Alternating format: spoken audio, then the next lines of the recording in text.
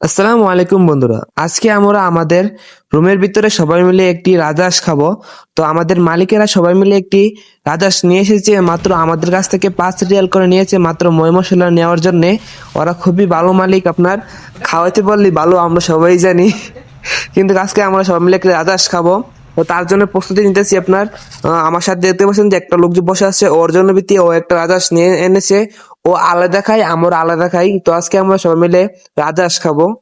আর guys, আমার রাজহাঁস job করতে গিয়ে আমাদের শরীরে রক্ত ছিঁড়ে মিটে একদম ভরাই ফেলছে। গাইস কি বলবো, আমাদের শরীর একদম ভরাই ফেলছে রক্ত দিয়ে।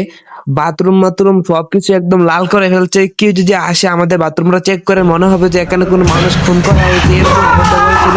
এই 3টা হাঁস আমাদেরকে একদম নাজেহাল করে ফেলছে। তো এগুলো অনেক বড় বড় গাইস, তার জন্য আমাদের ধরে রাখতে অনেক কষ্ট হয়েছিল।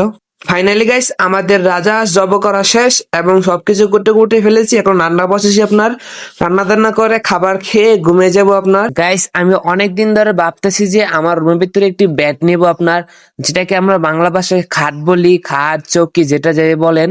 তো আজকে আমি এখান থেকে একটা লোয়ার খাট নিয়ে যাব আমাদের রুমের ভিতরে, এটা নিয়ে পাতবো আপনার। কারণ নিচে অনেক ঠান্ডা, এমনি আবাস শহরে প্রচুর ঠান্ডা থাকে আপনার 12 মাসই।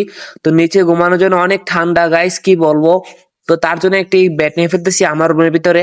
তো এটাকে ভালোভাবে পেতে টেতে আপনার আমার যে বেড গুলো রয়েছে সেগুলো দিয়ে সুন্দর করে একদম সাজিয়ে মেজিয়ে ফেলেছি, দেখতে পাচ্ছেন।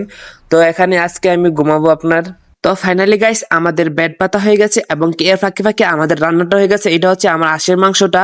তো আমি এখানে আলাদা করে কিছু রেখে দিয়েছি আমার জন্য, সকালে ঘুম থেকে উঠে খাবো। তো আরেকটা তরকারি রান্না করছি আমি, ভর্তা হচ্ছে আপনার লাউ এবং বেগুন দিয়ে ভর্তা বানাইছি আপনার।